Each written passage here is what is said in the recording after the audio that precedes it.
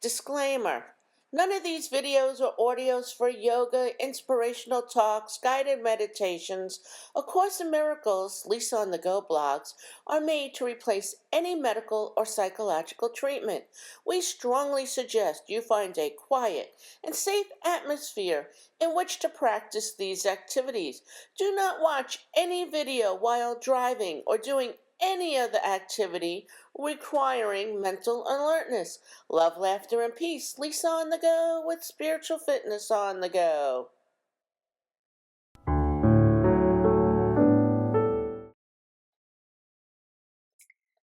Hello, I'm Beth Brotz, and I'm a meditation coach.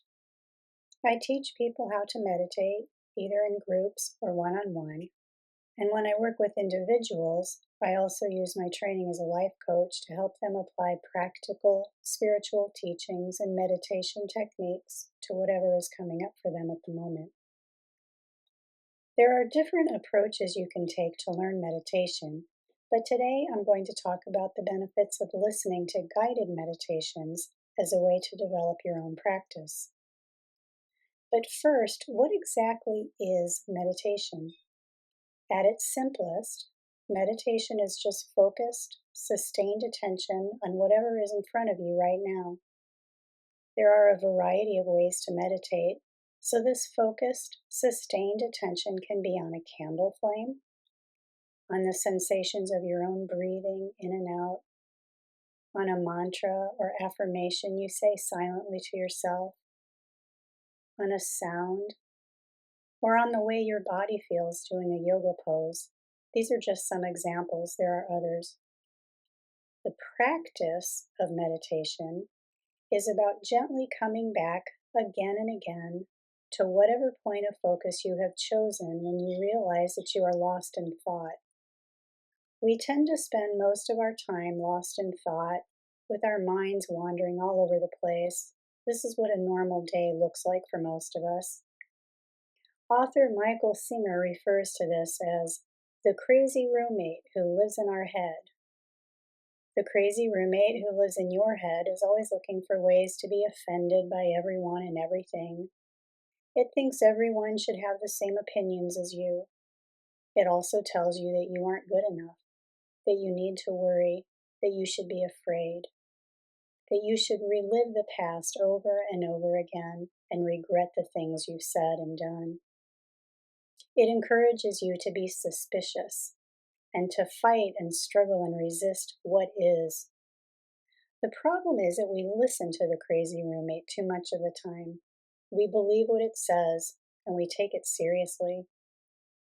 Meditation gives us a break from all this exhausting thinking, and it also gives us the opportunity to step back a little, detach, and see it for what it is.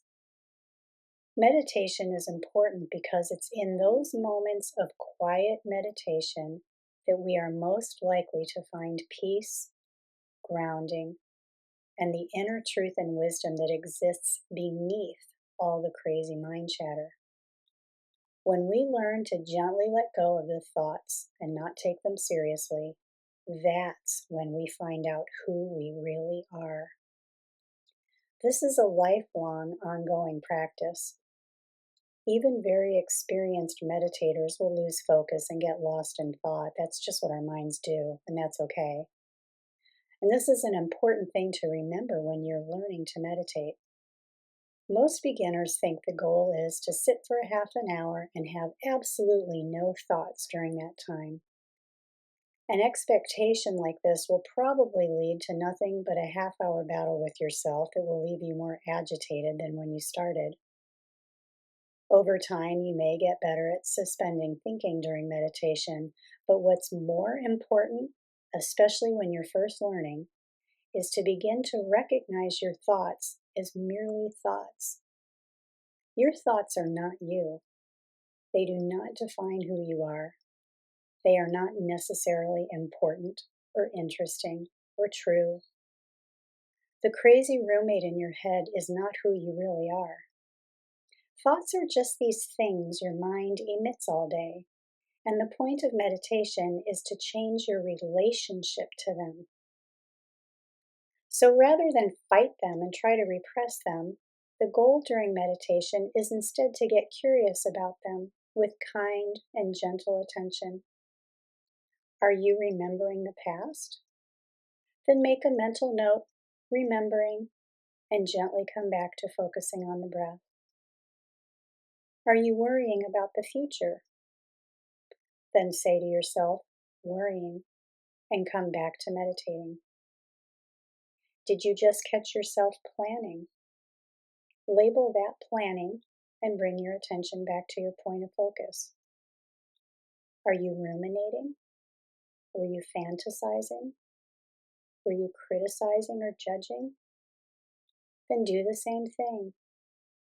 Label it, notice the type of thought it was, and then gently let it go and come back to meditating. In time, you will begin to see the thought patterns that reappear again and again, the same old stories you continually tell yourself. Many of your thoughts will even start to seem a bit boring and silly, but always be kind to yourself when you notice this. Oh, there's that cute thing my mind does again. You'll begin to stop believing everything you think. And once you're able to not take your own thoughts so seriously, it becomes easier to simply let them come and go. This is what it means to change your relationship with your thoughts. This is the practice of meditation. So even if you spend 13 minutes out of a 15-minute meditation sit lost in your own thoughts, if you noticed you were doing that 2 or maybe 3 times and brought yourself back to your point of focus those 2 or 3 times, then you're doing it right and you have reason to celebrate. That noticing and coming back is the point. If you stick with the daily practice, you will get better at it, I promise. But many people get frustrated if they end up spending 13 minutes out of a 15-minute sit all lost in their thoughts. So listening to a guided meditation can be an option if you feel like you need some help staying focused for more of the time. You can work with a private teacher like me who leads guided meditations in person or over the phone, or you can listen to recorded meditations on CDs or online. CDs can be purchased or borrowed from your local library for free. For online resources, simply do an internet search for, quote, guided meditations, unquote. Different teachers have different styles, so be curious and adventurous about it and find the style that works best for you and makes you want to meditate regularly. At first, you may find that you like guidance that's pretty constant without a lot of silent pauses, and that's okay. But when I lead meditations, I include periodic silent pauses, not long ones, but pauses, to give students the chance to practice awareness and observation on their own. This is critical if you want to change your relationship with your thoughts, as I described earlier. But especially if you are a beginning meditator, you may appreciate more guidance to at least keep you distracted from your own thoughts for more of the time. In the long run, your goal can then be to use guidance less and less until maybe you're able to do short meditations on your own without any guidance at all. But whatever works best for you is what you should go with. A guided meditation will give you all the instructions you need. No advanced preparation or experience is necessary. Just listen and try to do what the teacher suggests without getting caught up in whether or not you're doing it right. Notice how you feel before and after you listen. Do you feel better, worse, about the same? Did the teacher's guidance resonate with you? Did you enjoy the process? Did it seem too hard? If you liked the experience, then try listening and meditating to it again several times in the course of a week. If you didn't like it, then try something different next time. Listening to guided meditations is a wonderful way to learn by doing. Try mixing it up to see what resonates most with you. Some guided meditations will ask you to repeat mantras over and over. Others will use affirmations. Others will have nothing but the periodic sound of a bell or a chime as a reminder to let the thinking go and come back to focusing. You might be guided to observe what you're feeling in your body or what you are observing in the environment. The teacher may lead you toward a purpose, such as letting stress go or cultivating positive energy. There's a type of meditation that comes from the Buddhist tradition called loving kindness, which is essentially a way to realize intentions over time about how you see yourself, others, and the world. These are just examples. The right style of meditation is the one that makes you want to sit, that makes you miss meditation when you don't do it. So keep searching until you find the style of meditation that makes you love meditating. Even when you find a teacher you liked, don't worry too much about rigid rules and instruction. Just go what feels right for you. For the next couple of minutes, I'll do just a brief sample of a guided meditation to give you an idea of one of thousands of ways that you can do this. So begin by settling in, getting comfortable in a seated position where your back is supported.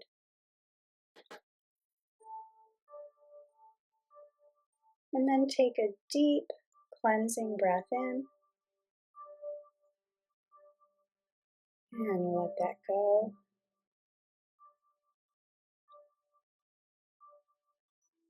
Do that one more time. Deep breath in and let it go.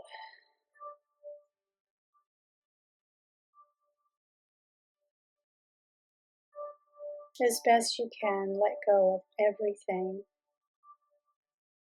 Your day, what you've done so far, what you're going to do later.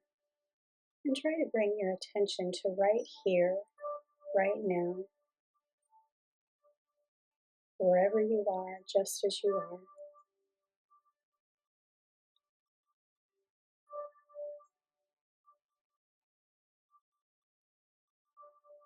And begin to pay attention to your body, starting with how it feels where you're sitting. All the places that your body is touching what you're sitting on, just notice that sensation.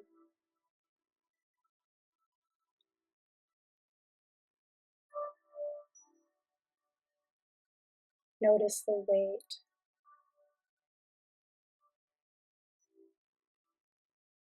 the pressure,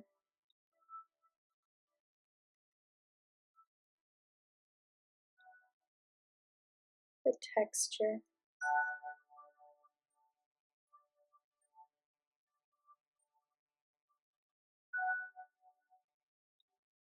Take a moment to just be aware of the sensations of your body sitting.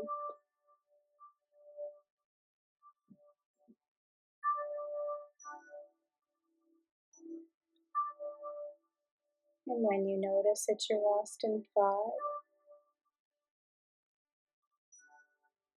come up with a quick label and come back to noticing your body.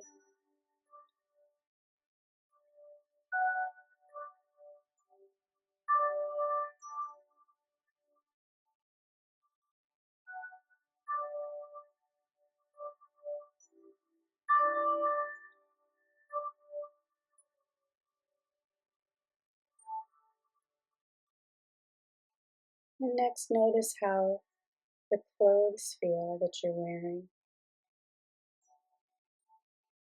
Work hard to focus on the sensations that you can feel on your skin, where the fabric is touching.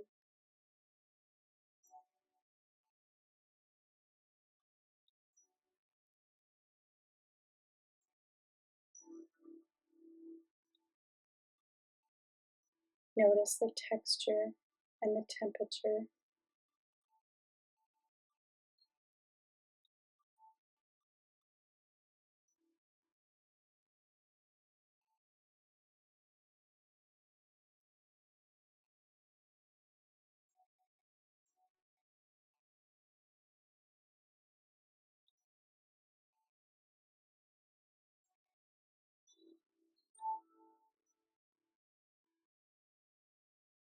And then shift awareness to your breathing, noticing how the breath feels in your nostrils, letting everything go and choosing to focus on the experience of the breath. Full inhales, complete exhales.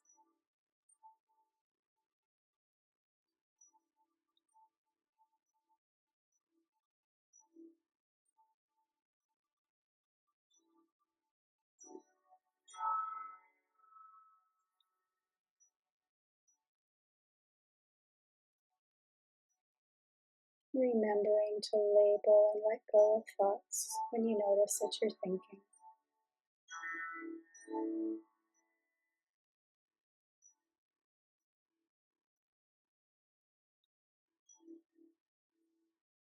Coming back again and again to fully experiencing everything there is to experience in the breath in and out.